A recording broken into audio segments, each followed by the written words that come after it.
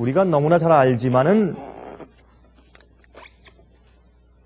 확실한 개념이 부족한 성경의 주제 가운데 하나가 아주 중요한 성령 문제입니다. 그렇죠? 제가 오늘 저녁에 하나님께서 우리에게 성령을 주신 이유에 대해서 좀 설명을 해볼까 합니다. 하나님께서 왜 우리에게 성령을 주셨을까? 성령을 그저 하나님의 파워나 힘 아니면 force로 생각하는 사람들이 꽤 많이 있는 것을 우리가 보게 됩니다. 하나님께서 우리에게 베푸신 어떤 이 파워 같은 것들, force 같은 어떤 그런 종류로 성령을 이해하는 사람들이 참 많이 있습니다. 그래서 성령을 어떤 인격체, 어떤 따로 개체가 있는 분이 아니고 하나님께서 베푸신 어떤 힘 같은 것으로만 이해하는 교인들이 꽤 많이 존재합니다.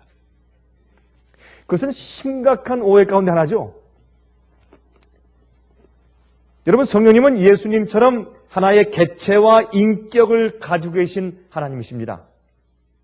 그런데 하나님께서 왜 우리에게 성령님의 은혜를 항상 베푸셔야 할까요?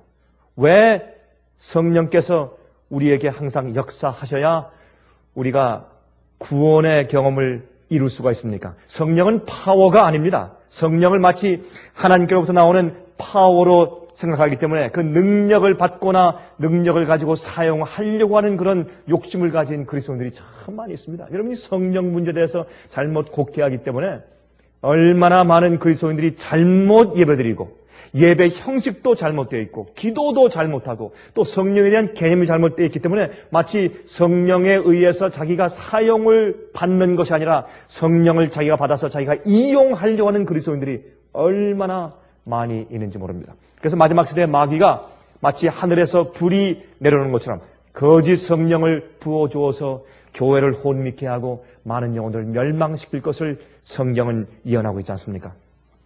성령을 우리가 사용할 수가 없습니다. 성령께서 우리를 사용하시는 것이죠. 우리 제일 먼저 요한복음 7장 37절부터 있는 말씀을 좀 펴서 읽어보십시다. 요한복음 7장입니다. 37절부터 39절까지 있는 말씀을 좀 펴서 먼저 좀 읽어보도록 하겠습니다. 명절 끝날, 곧 큰 날에, 여러분 이 명절 끝날 큰 날에 하는 것은 초막절, 다시 말해서 유대인들의 그 절기 가운데서 제일 마지막 절기인 장막절이죠. 요한복음 7장 37절부터 39절입니다. 거기에 명절 끝날 곧 큰 날에 하는 것은 이 장막절이 끝나는 맨 마지막 날이 이제 안식일과 겹쳐서 떨어질 때, 그렇죠? 그때 그날을 큰 날이라 그렇게 불렀습니다. 그래서 절기의 안식일과 계명의 안식일이 합쳐서 같이 떨어지는 그날을 명절 끝날 곧 큰 날이라고 불렀습니다. 그때 예수께서 서서 외쳐 말씀하시되 누구든지 목마르거든 내게로 와서 마시라. 나를 믿는 자는 성경의 이름과 같이 그 배에서 생수의 강이 흘러나리라 하시니 이는 그를 믿는 자의 받을 성령을 가리켜 말씀하신 것이라 그랬습니다. 여러분 이때는 그 성전 앞에서 성전 그 뜰에 있는 번제단 옆에 세숫대 같은 것이 있었습니다. 은으로 만든. 그럼 세숫대 같은 데에 거기에 포도주와 물을 같이 부어서 쏟았습니다. 그러면 이제 세면대 같은데 그것을 부으면 그 밑에 있는 이제 파이프관을 통해서 쭉 흘러서 그 예루살렘 주위에 있는 그 주위에 있는 계곡으로 다 흘러서 그게 간 것입니다. 그래서 예수 그리스도의 메시아의 피 흘리심이 온 세상에 다 흘러간다는 것을 상기하기 위해서 바로 이 예식 때 그 물과 포도주를 섞어서 부었습니다. 얼마나 아름다운 예식입니까? 얼마나 메시아에 대한 정확한 예언입니까? 예수님께서 옆구리에서 피와 물을 흘리셨지 않습니까? 이제 그것을 상징하는 그 예식을 이 유대인들이 그렇게 오랫동안 그 예식을 진행해 왔음에도 불구하고 예수님을 알아보지 못했습니다. 얼마나 기가 막힌 얘기입니까, 여러분? 참 정말 기가 막힌 이야기죠. 그렇게 이 명절 끝날 그 큰 날에 정말 메시아를 기리면서 그들이 초막절 예식의 끝날을 그들이 이제 기념해야 할 그때 사람들이 전혀 그 예식의 뜻도 모르고 의미도 모르게 그저 축 처진 그런 어깨를 가지고 그저 메마른 형식만 그들이 되풀이하면서 성전 앞마당에 왔다 갔다 하는 것을 보고 예수님께서 얼마나 탁하시고 마음이 답답했는지 예수님께서 사실 여러분 그 요한복음 7장을 보시면 제자들을 먼저 올라가라고 하신 다음에 예수님께서 사실은 제일 뒤에 조용히 몰래 혼자 올라가셨어요. 남에게 보이를 원치 않았습니다. 근데 막상 조용히 아마 이 머리를 좀 가리시고 이제 얼굴을 가리시고 조용히 혼자 가서 그 예식에 참석하려고 하셨다가 거기에 그 정말 기가 막힌 그들의 영생에 달린 메시아를 설명하는 그 기가 막힌 예식을 행하면서 그들이 아무런 성령의 감동 없이 흐느적거리면서 형식에 붙잡혀서 예식을 하는 것을 볼 때 예수님께서 참다 못하셔서 답답해서 성전 앞에 있는 문 앞으로 뛰어 올라가서 큰 소리로 말씀하십니다. 예수님께서 외쳐 가라사대 누구든지 목마르거든 내게로 와서 마시라. 나를 믿는 자는 성경의 이름과 같이 그 배에서 생수의 강이 흘러나리라. 이것은 그들이 받을 성령을 가리켜 말씀하신 것이 알았습니다. 성령을. 근데 참 흥미있는 것은요. 그 뒤에 가로가 돼 있죠. 괄호가 있죠. 그 괄호에 어떻게 말씀되어 있습니까? 예수께서 아직 무엇을 받지 못하신 거로 그랬습니까? 영광을 받지 못하신 거로. 이 영광을 받지 못하셨다. 이 영광이 무엇입니까? 예수님께서 무엇을 받지 못하신 거로 그런 뜻이에요. 영광이. 예수님의 십자가. 예수님은 당신의 십자가의 죽으심을 영광이라고 표현했어요.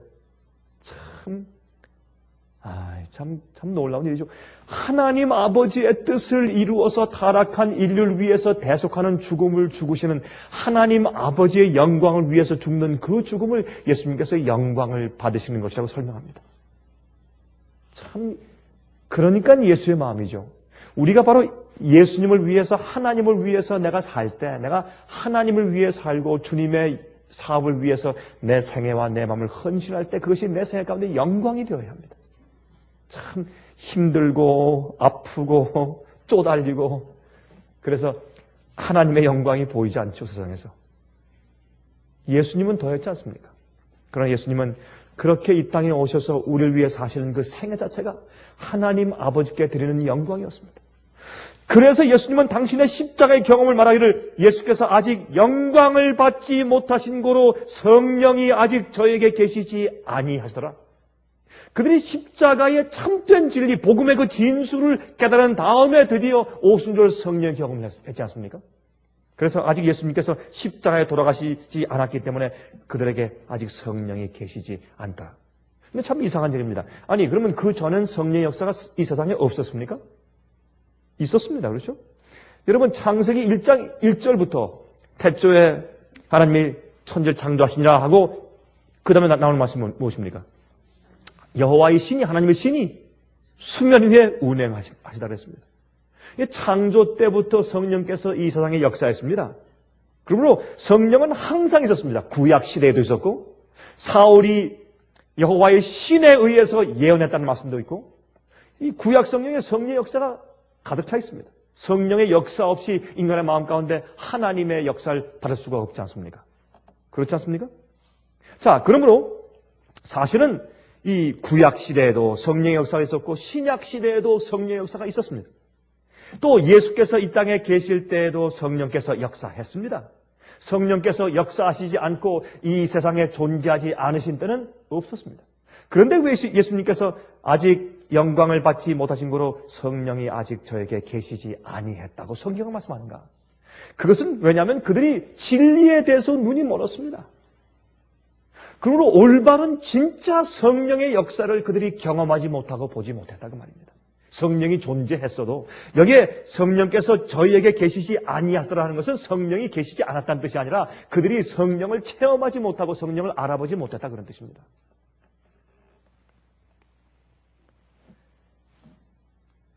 여러분, 그들이 또 성령을 알아보지 못하고 성령의 임재를 느끼지 못한 또 큰 이유가 있습니다. 그것은 예수님께서 그들과 함께 계셨기 때문에 그렇습니다. 이건 좀 이상한 얘기죠. 그건 무슨 말이냐면 예수님을 그들이 하나님의 아들을, 메시아를, 성경이 예언한 그 메시아를 하나님의 아들을 그들의 실제 눈으로 보면서 살고 만지면서 같이 살고 있었기 때문에 성령의 필요를 느끼지 못했습니다.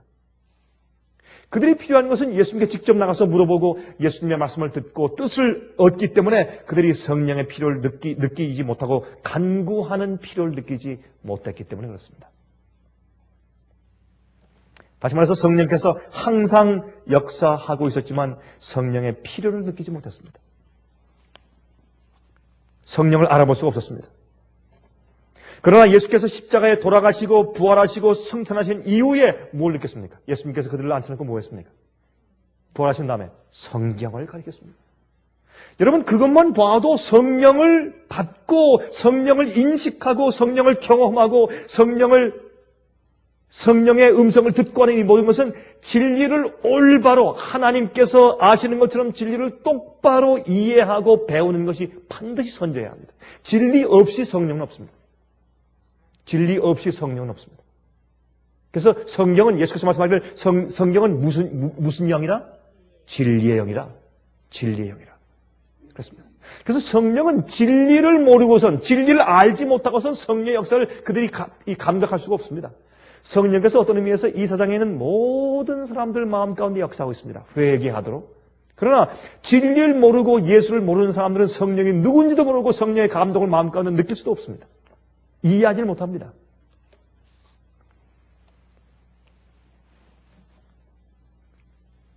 그러므로 성령이 저희들에게 계시지 않은 이유는 그들이 알아보지도 못하고 필요를 느끼지도 못했기 때문에 그렇다고 성경은 지금 말씀하고 있는 겁니다. 여러분, 우리 천연계를 통해서 하나님의 살아계심을 알게 되죠. 그렇죠? 천연계를 통해서. 왜 열매가 맺습니까? 아니 괜히 왜 나무들이 열매 맺어요? 왜 나무가 사과를 맺고 바나나를 맺고 그레이프루트를 맺고 오렌지를 맺고 말이죠. 예? 그 맛있는 열매를 주렁주렁 이렇게 맺힙니까? 왜요? 쓸데없이요? 괜히 심심하니까? 할 일이 없으니까? 목적이 있죠. 의도적이죠. 디자인된 데 의해서 맺죠. 왜 오렌지 나무는 오렌지만 맺습니까? 사과 나무는 왜 사과만 맺고 배나무는 왜 배만 열립니까?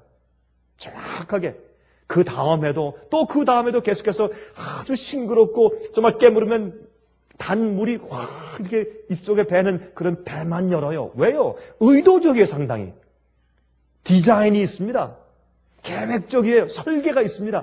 그럼 우리가 이런 만물을 보면서 무엇을 봅니까? 하나님의 능력과 존재를 보는 것입니다. 왜 또 우리의 배에 소화 기능이 있습니까? 이건 우연히 진화되어서 이건 말도 안 돼요. 아니 그러면 우연히 진화될 때 무엇 때문에 진화됐어요?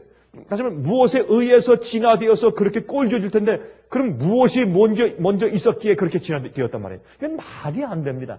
조금만 생각을 하면 조금만 자기의 마음 가운데 고집만 내려놓으면 분명하고 깨끗하고 정말 클리어하게 볼 수 있는 그런 개념조차도 똑똑한 사람들이 아직까지 진화론 때문에 눈이 멀어지지 않습니까? 그거 보지 못합니다.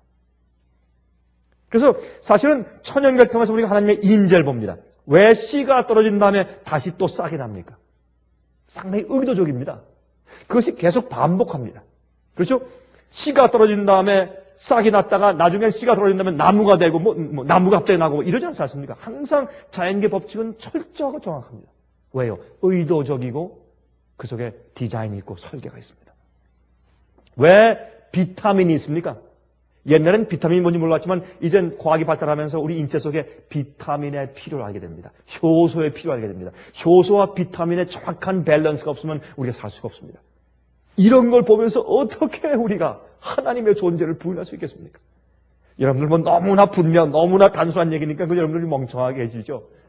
그럼 이건 정말 굉장한 진리입니다. 그렇지 않습니까? 이건 하나님을 부인할 수 없는 일들입니다. 어떻게 우리 속에 비타민이 존재합니까? 또 왜 피가 흐릅니까? 왜 과일이 우리 속에 비타민 C를 줍니까? 왜 비타민 A를 줍니까? 왜 당근 속에 비타민 A가 이렇게 많습니까? 왜요? 예? 왜 브라콜리 속에 칼슘이 많습니까? 왜 그래서 우리 몸을 도와줍니까? 그게 상당히 의도적이에요. 그래서 이 천연계를 통해서 우리가 하나님을 압니다. 그리고 우리 인체의 구조를 보십시오. 피가 흐르는 거예요. 왜 피가 흘러요? 피가 또 모자라면 우리의 골수에서 또 피를 만듭니다. 이거 참 기가 막힌 일이에요. 얼마나 신묘막측합니까? 생명체가 보입니다. 하나님의 존재하심과 그 의도가 나타나 있습니다. 또한 유한한 우리의 두뇌로 이해할 수 없는 것들을 보면서 하나님을 향한 존경심이 생겨요. 하지만 천연계는 하나님의 성품과 뜻을 보여주지는 못합니다.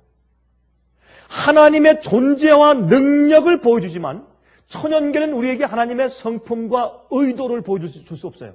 하나님께서 우리에게 당신의 뜻을 우리에게 어떻게 살고 무엇을 하라는 뜻을 우리에게 보여줄 수는 없어요. 주님의 능력과 주님의 존재는 현시하시지만 그것이 천연계입니다. 그래서 천연계는 하나님에 대한 계시입니다. 풀이나 꽃, 폭포수, 해와 달과 별들, 동물들을 통해서 하나님의 인격과 개성을 우리가 배울 수는 없습니다. 그래서 하나님께서 우리에게 보내신 것이 아들 예수 그리스도입니다. 예수님을 통해서 우리가 하나님을 아는 것입니다. 예수께서 이 땅에 오신 목적 가운데 하나가 하나님 아버지를 보여주시기 위한 것이었습니다. 그래서 빌립이 말했지 않습니까? 하나님 아버지를 좀 보여주십시오. 예수님께서 답답하셔서 너희가 나와 함께 그렇게 오래 있었는데 나를 보고도 모르느냐? 나를 본 자는 아버지를 보았다 그랬습니다. 그것이 예수께서 이 땅에 오신 큰 이유 가운데 하나였습니다. 히브리 1장 1절부터 3절 제가 읽겠습니다. 이렇게 되어 있어요. 옛적에 선지자들로 여러 부분과 여러 모양으로 우리 조상들에게 말씀하신 하나님이 이런저런 방법으로 다 말씀하시고 선지자를 보내시고 천연계를 주시고 사건들을 보여주시고 예언을 통해서 말씀하시고 이모저모로 다 조상들에게 말씀하신 그 하나님이 이 모든 날 마지막에 사도 바울이 살던 그때는 그들에게 마지막 세대였습니다. 그러면 그 마지막에 아들로 우리에게 말씀하셨으니 이 아들을 만유의 후사로 세우시고 또 저로 말미암아 모든 세계를 지으셨느니라. 이는 하나님의 영광의 광채시요 하나님 아버지의 광채시요 그 본체의 형상이시라. 그래서 예수님만 하나님 아버지의 모습 그대로를 보여줄 수 있는 그 형체 그대로였고 그 본체의 형상이었습니다. 하나님 아버지가 누구냐? 예수님이었습니다. 예수님과 하나님 아버지는 각기 다른 인격체를 가지고 있는 분이시지만 그러나 예수님은 하나님 아버지의 아주 정확한 성품의 현시였습니다. 그의 능력의 말씀으로 만물을 붙드시며 죄를 정결케 하는 일을 하시고 높은 곳에 계신 위엄의 우편에 앉으셨느니라 하겠습니다. 그래서 예수님을 통해서 우리에게 하나님 아버지를 보여주신 것입니다. 우리는 천연계를 통해서 하나님의 능력을 알고 하나님의 존재가 있다는 것을 깨닫는 그것만 가지고는 안 되는 것입니다. 하나님을 알아야 합니다. 하나님의 어떠한 분이신 것을 알아야 합니다. 그래야 우리 마음속에서 무엇이 생깁니까? 경배가 생기고 예배가 생깁니다. 하나님을 모르는데 어떻게 예배할 수 있습니까? 그래서 많은 그리스도인들이 하나님께 예배 드리는데 마치 이교인들이 우상 숭배할 때 신에 대해서 무서워하면서 예배하고 그들의 이제 재물을 바치는 똑같은 심정을 가지고 예배하기 때문에 그들은 사실 하나님을 올바르게 경배하는 것이 아닌 것을 우리가 알지 않습니까? 자, 요한복음 16장 25절입니다. 이렇게 말씀했어요. 이것을 비사로 너에게 일렀거니와 이 비사는 비유죠. 비유.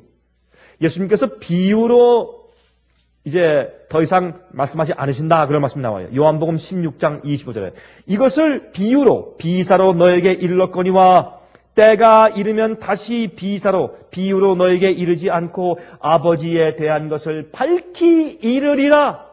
보세요. 하나님에 대해서 우리에게 보여주기 위해서 주님께서 천연계의 계시를 주십니다. 또 하나님에 대해서 우리에게 알게 하기 위해서 예언과 성경 말씀이 있습니다. 이 성경은 우리에게 하나님을 보여주는 것입니다. 그래서 우리를 의로 교육하기에 합당한 것이 성경입니다. 성경은 하나님을 보여주고 하나님의 뜻과 또 주님의 계명이 무엇이며 주님의 성품이 무엇이며 우리에게 무엇을 원하시는지에 대해서 여기 알게 하십니다. 이게 성경입니다. 그러나 못지않게 또 중요한 것은 하나님의 형상을 알게 하는 것은 성경과 천연계인데 그것 말고 오히려 더 중요한 그것만 가지고는 하나님을 더 확실하게 알 수 없기 때문에 하나님을 확실하게 보여줄 수 있는 분으로 오신 분이 예수님이라고 말입니다. 한마디로 얘기해서. 그래서 예수님을 통해서 우리가 하나님 아버지를 보는 것입니다. 그래서 성경은 무엇입니까? 예수께서 말씀하신 말씀과 예수님의 행적을 기록한 것이 성경입니다. 구약 성경은 하나님께서 세상을 창조하신 것과 인간이 어떻게 타락하고 인간의 타락한 마음이 어떻게 역사하는 것을 정확하게 보여준 역사입니다. 그리고 신약은 무엇입니까? 예수님께서 이 땅에 오심과 예수님의 생애와 말씀을 기록한 것이 신약입니다. 또 예언이 있고. 그러므로 성경은 사실은 예수님의 말씀이죠. 그러므로 예수님을 통해서 우리가 하나님 아버지를 보는 것 아니겠습니까? 제가 지금 무슨 말씀을 하고 있느냐?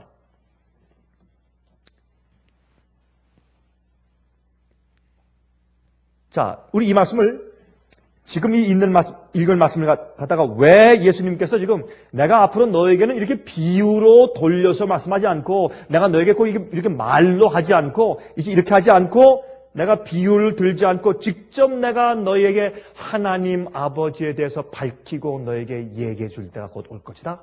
그 말씀하신 것이에요. 여러분 요한복음 16장은 언제 하신 말씀입니까? 가룟 유다가 예수님을 판 후에 아니면 전에? 요한복음 16장은 가룟 유다가 예수님을 판 후입니까? 전입니까? 자, 가룟 유다가 예수님을 팔 마음을 가지고 성만찬 예식 때 그가 떡을 받고서 밖으로 나갔을 때 밤이었죠. 그것이 요한복음 몇 장에 있습니까? 자, 펴서 보십시다. 자, 펴서 좀 확인하세요. 요한복음 13장. 요한복음 13장. 1절, 2절. 6월절 전에 예수께서 자기가 세상을 떠나 아버지께로 돌아가실 때가 이른 줄 아시고 세상에 있는 자기 사람들을 사랑하시되 끝까지 사랑하시니라. 마귀가 벌써 시몬의 아들 가룟 유다의 마음에 예수를 팔려는 생각을 넣었더니 저녁 먹는 중 예수는 아버지께서 모든 것을 자기 손에 맡기신 것과 또 자기가 하나님께로부터 오셨다가 하나님께로 돌아가실 것을 아시고 저녁 잡수시던 자리에서 일어나 겉옷을 벗고 수건을 가져다가 허리에 두르시고. 자, 그러면 13장에 그 사건이 있으니까 16장은 가룟 유다가 예수님을 팔판 이후죠. 이것은 무슨 말이냐 하면 배반할 자들은 쭉적인 다 나가고 연약하지만 주님 앞에서 순수한 경험을 하는 알곡들이 모여서 예수님과 함께 성만찬 예식을 하고 그들이 예수님의 피에 참여하고 예수님의 몸을 받는 그 경험을 하고 있을 때 예수님께서 그들에게 가르치신 것이 무엇입니까? 14장, 15장, 16장 성령에 대한 가르침입니다. 그 다음에 17장은 그들을 위한 예수님의 마지막 기도 아닙니까? 그래서 16장에서 말씀하기를 내가 앞으로 너에게 비유로 말씀하지 않고 너에게 직접 앞으로 아버지에 대해서 많이 말해주겠다. 무엇을 말하는 것입니까? 성령을 통해서 내가 너에게 보혜사 성령을 보내면 보혜사 성령 그가 너에게 오면 내가 너에게 가르친 모든 것으로 너를 하여금 생각나게 하고 깨닫게 할 것이라 그랬어요. 그게 성령의 역사예요. 성령은 누굽니까? 예수님을 대신한 분이요. 예수님께서 이 땅에 왜 오셨다고요? 하나님 아버지를 보여주기 위해서. 그럼 성령의 역사가 무엇입니까? 성령께서 역사하시는 존재의 목적이 무엇입니까? 하나님 아버지를 우리에게 보여주시기 위한 것이 성령입니다. 이것을 이해하면 오늘날 기독교 안에서 성령에 대한 잘못된 인식과 이상한 극단과 이상한 성령을 이용하려고 하는 거짓 성령 운동이 교회에 없어질 것이라고 말이에요. 성령의 존재와 성령의 역사의 목적을 그들이 오해하기 때문에 그래서 엉뚱한 이상한 이 신비주의와 그런 광신주의가 이 교회에서 판을 치고 있는 것을 우리가 보는 것입니다. 자, 16장 12절부터 보십시오. 16장 12절부터. 내가 아직도 너에게 이를 것이 많으나 지금은 너희가 감당치 못할 것이라.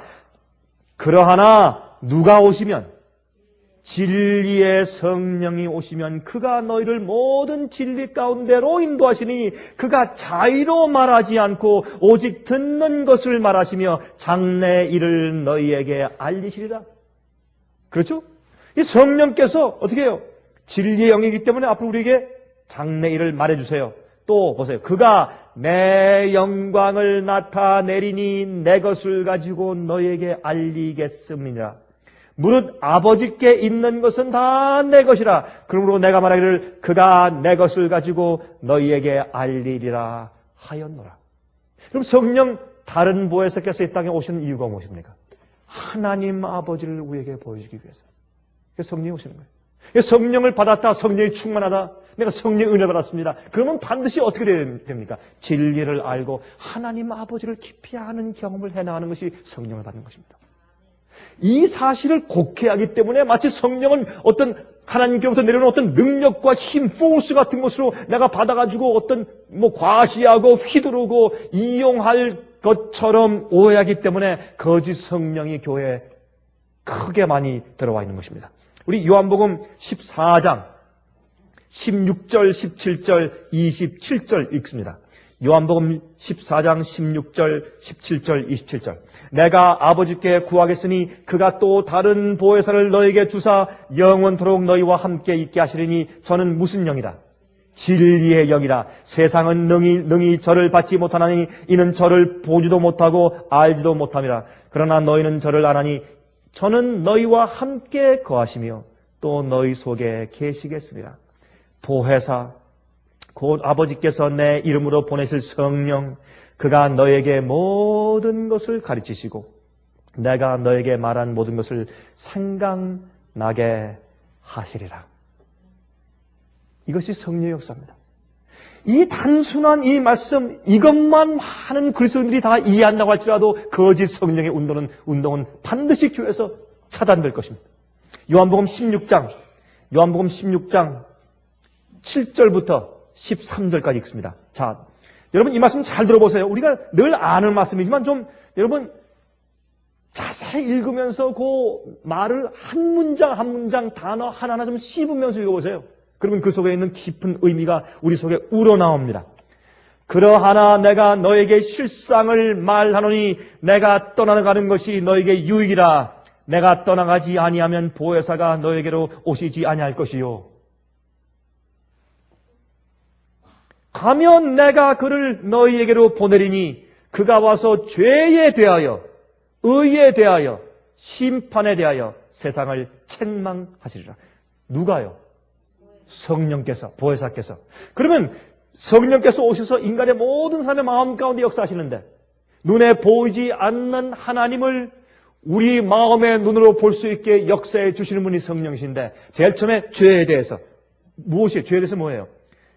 그가 와서 죄에 대해서 의에 대해서 심판에 대해서 세상을 책망하시리라. 죄에 대하여라 함은 저희가 나를 어떻게 아니하며?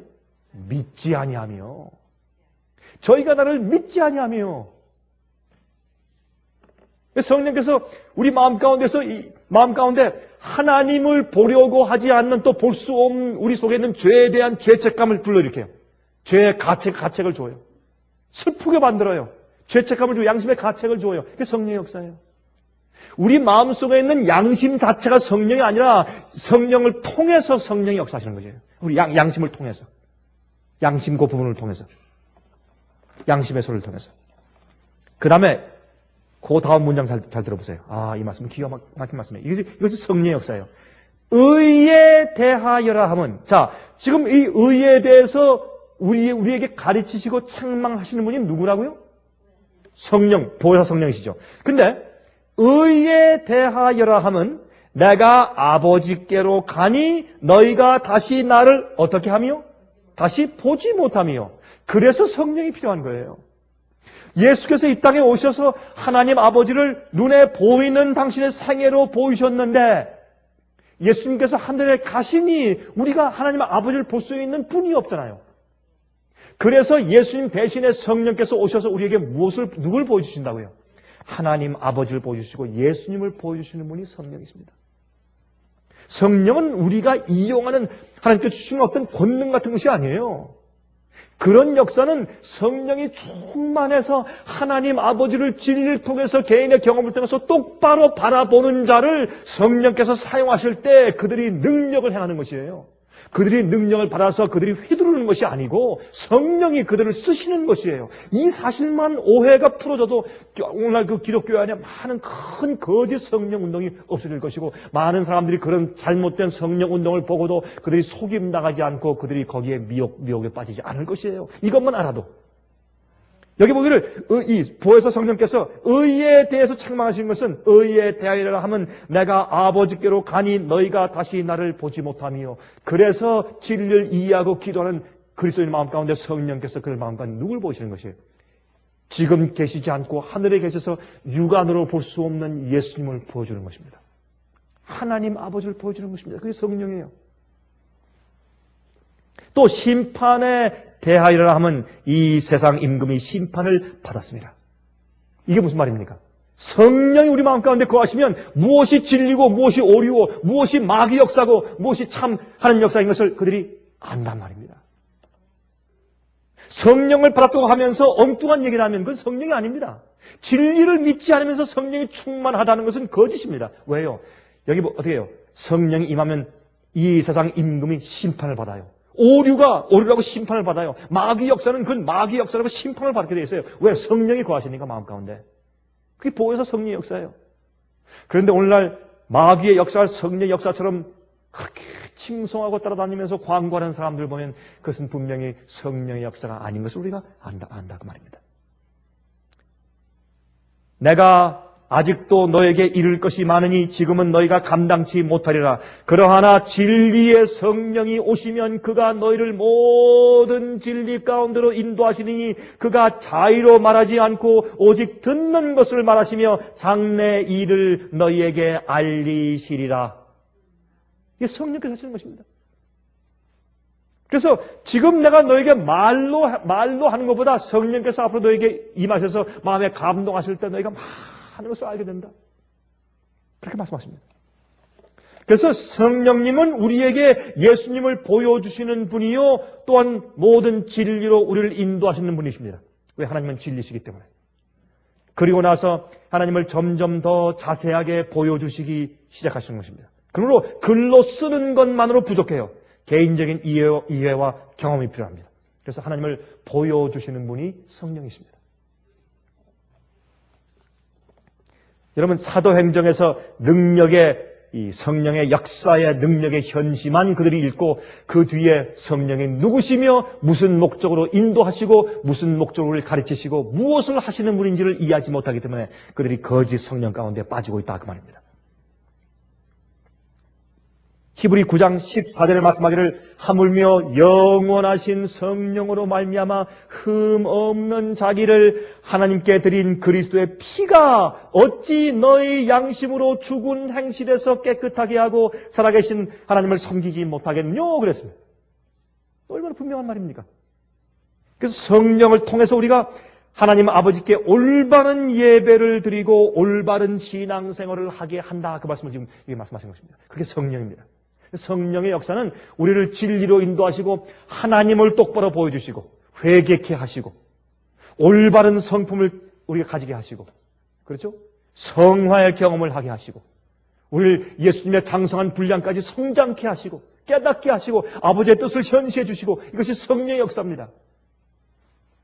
여러분 제가 지난번에 말씀드렸지만은 예수님께서 이 여자의 태에서 난 자 가운데서 침례 요한처럼 훌륭한 선자는 없었다 그랬습니다.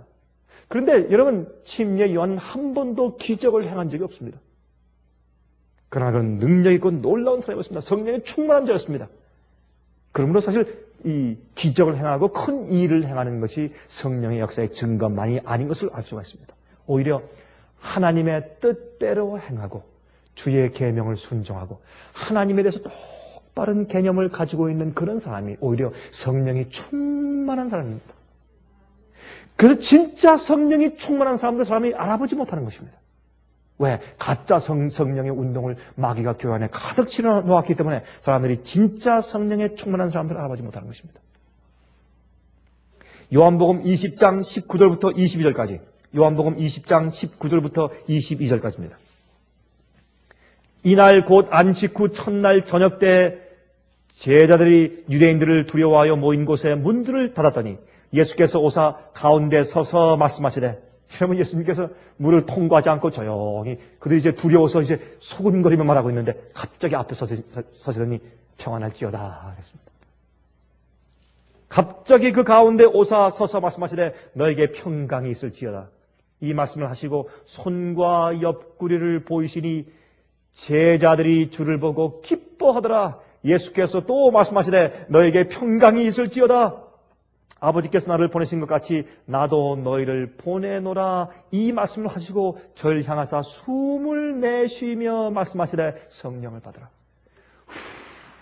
하신 다음에 성령을 받으라. 그들이 그렇게까지 하실 필요 없지만 그들이 알아듣기 쉬운 제스처와 그런 소리와 그런 말로 말씀해서 강조하시기를 숨을 내쉬면서 성령을 받으라. 성령은 우리 마음 가운데 새 생명을 주는 것입니다. 호흡을. 죽었던 사람이 새 새로운 생명력이 들어오면 부활하는 것처럼 진흙으로 만들어진 아담에게 주님께서 호흡을, 하나님께서 생기를 불어넣으시니 생명체가 돼서 살아있는 생명이 된 것처럼 숨을 내쉬면서 성령을 받으라. 죽어있는 자의 마음 가운데 영적인 힘이 솟고 믿음이 없는 자에게 강력한 믿음이 생기고 또 영적으로 이해하지 못하는 자가 갑자기 영적인 이해와 깨달음이 생기고 말씀이 이해되고 하는 성령의 새로운 생명을 말하고 또한 성령은 하나님께서 우리 인간들에게 마치 우리가 호흡해야지만 사는 것처럼 항상 성령을 들이켜 마셔야 살 수 있는 호흡으로 상징하시는 것입니다. 성령은 한 번 받고 마는 것이 아닙니다. 숨을 내쉬면서 성령을 받으라. 너희가 매일 숨을 들이마시고 내뱉고 들이마시고 내뱉어서 너희가 알지도 못하는 사이에 무의식 중에 항상 숨을 쉬고 사는 것처럼 너는 항상 성령 속에서 살아야 된다. 성령의 내재와 성령의 역사 없이 너희가 하나님을 이해할 수가 없다. 진리를 알 수가 없다. 내가 너희를 보낼 때 내가 성령에 충만한 것처럼 여러분 요한일서 보시면 요한일서 어떻게 됐어요? 요한일서 5장에 말씀하기를 증거하는 이는 셋이니 곧 누구라고요? 성령과 물과 피라고 했어요. 그게 무슨 말이에요? 성령과 물과 피 셋이 하나라. 그것이 다 증거한다. 이게 무슨 뜻이에요? 그 뜻은 예수님께서 요단강가에서 침례 받으실 때 물가에 있을 때 누가 내려왔습니까? 비둘기처럼 성령께서. 또 예수님께서 십자가에서 피를 흘리시고 돌아가셨죠. 그래서 그것은 바로 예수님의 메시아 되심과 하나님 되심과 우리의 구세주 되심을 증거한다 그런 뜻이에요. 예수님께서 이 땅에서 일하실 때 성령이 충만했어요. 그런 것처럼 내가 성령에 충만한 것처럼 그래서 내가 아버지께로부터 나온 것처럼 나도 너희를 세상에 보내는데 너희도 성령에 충만해야 된다. 성령은 호흡이다. 호흡. 숨 쉬는 것이다. 그렇게 설명해 주셨어요. 이제는 그들이 예수님께서 가르쳐 주던 교회와 그룹들과 선생들이 다 떠나버리고 그들이 홀로 설 그럴 때가 되었단 말입니다. 우리도 마찬가지입니다. 우리도 이제 머지않은 장래에 예수님을 가르쳐 주던 이 교회와 어떤 그룹들과 우리 이웃들과 교우들과 그런 선생들과 목사들이 떠나가 버리기 때문에 여러분과 제가 혼자 서야 할 때가 온단 말입니다. 예수께서 그들에게 숨을 내쉬면서 성령을 받으라. 똑같은 얘기예요. 우리도 성령을 호흡하듯이 성령을 충만히 받아야 그래서 우리의 말과 우리 생각을 성령께서 주관하시게 되어야 우리가 세상에 나가서 성령을 가지고 세상을 구원하는 것입니다. 이제 우리도 홀로 설 때가 오는 것입니다. 이제는 성령이 충만하여 예수님을 보는 것처럼 살 수 있습니다. 왜? 성령은 우리에게 예수님을 보여주시는 분이고 하나님을 보여주시기 위해서 우리 속에 임하는 분이기 때문에. 여러분, 천연계를 통해서는 또한 우리 인생의 무상함과 삶과 죽음을 통해서 우리가 하나님을 보게 되고 하나님의 필요를 느끼게 됩니다. 그리고 진리를 알게 돼요. 그리고 예수님을 알게 됩니다. 그리고는 우리가 하나님을 아는 일에 계속 발전해 나갑니다. 계속 발전해 나가는 일을 성령께서 우리 속에서 하신다고 말합니다.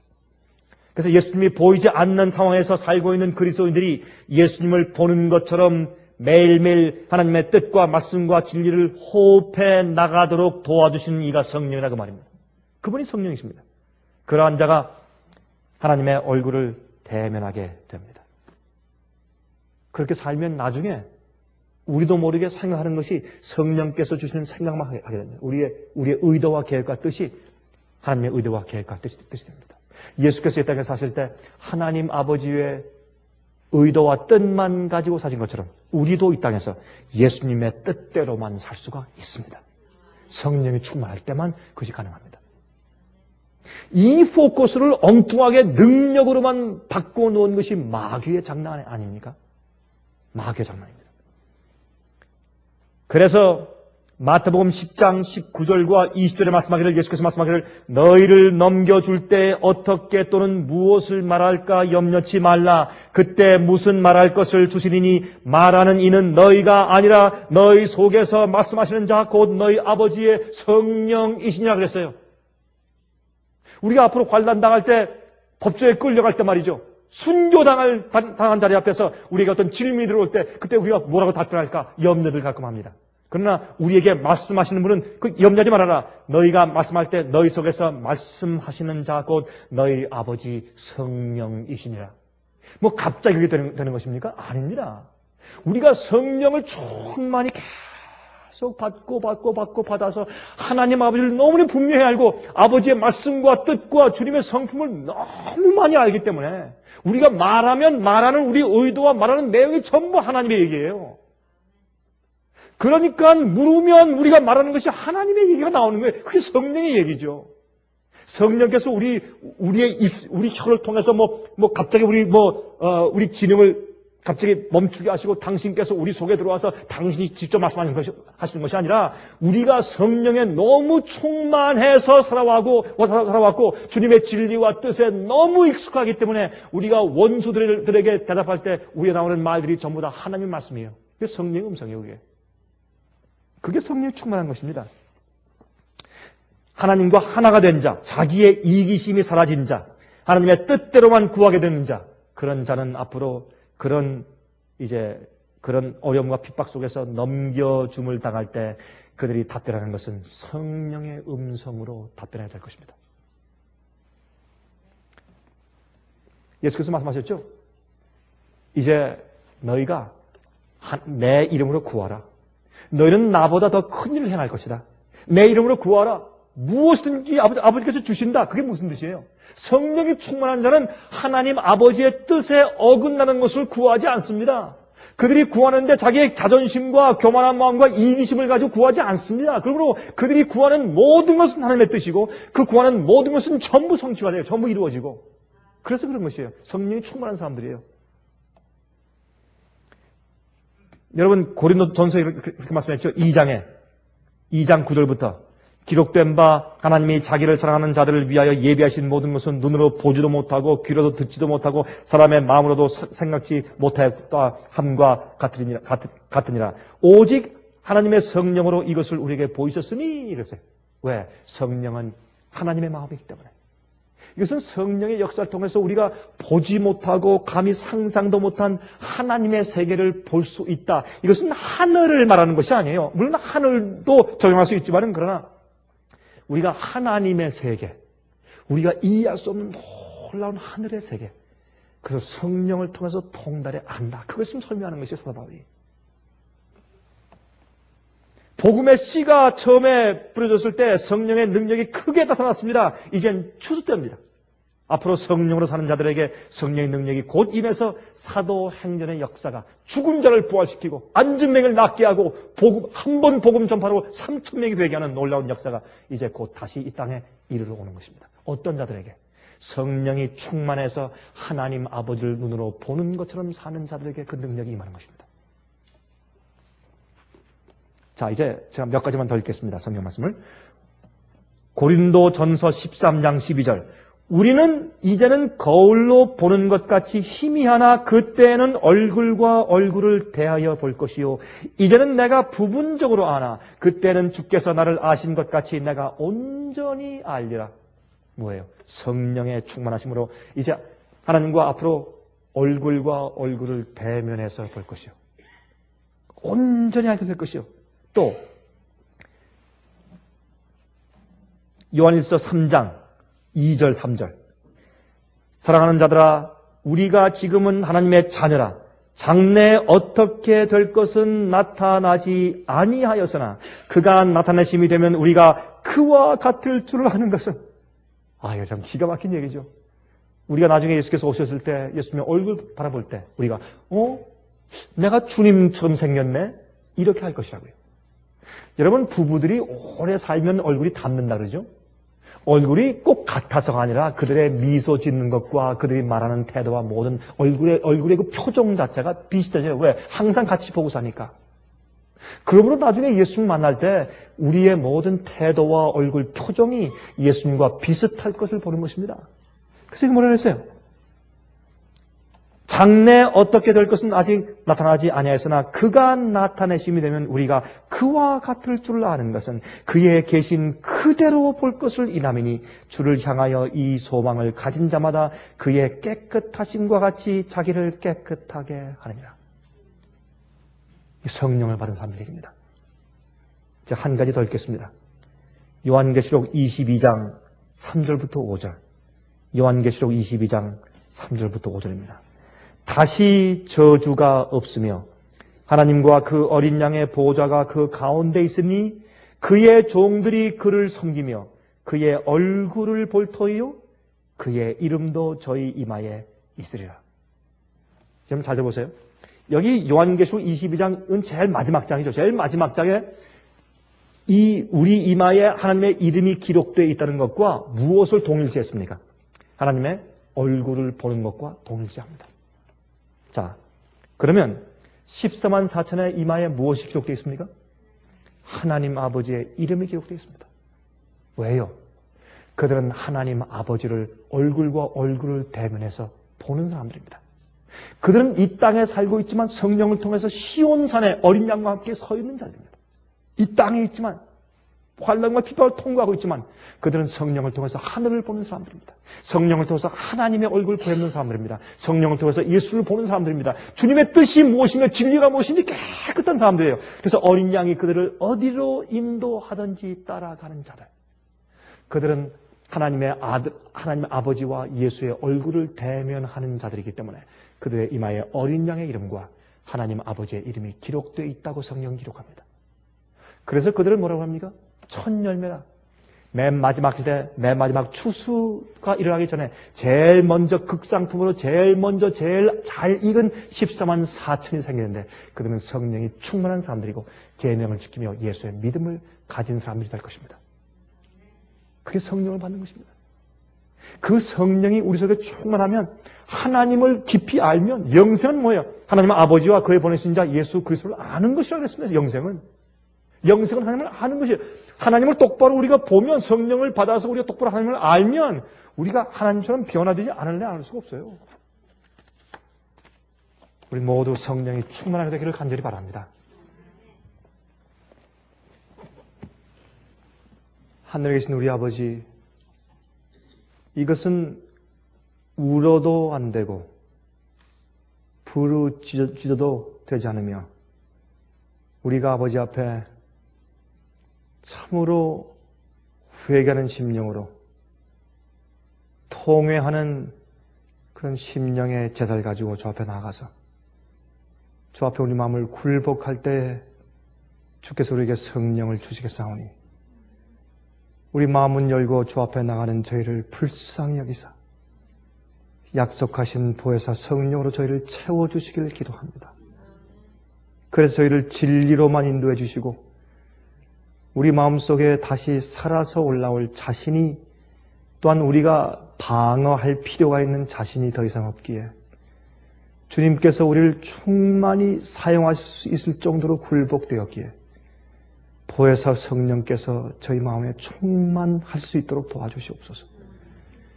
우리가 하나님의 성령을 사용하는 것이 아니라 우리가 성령님께 사용되어지기를 기도하오니 주여 저희를 도와주시옵소서.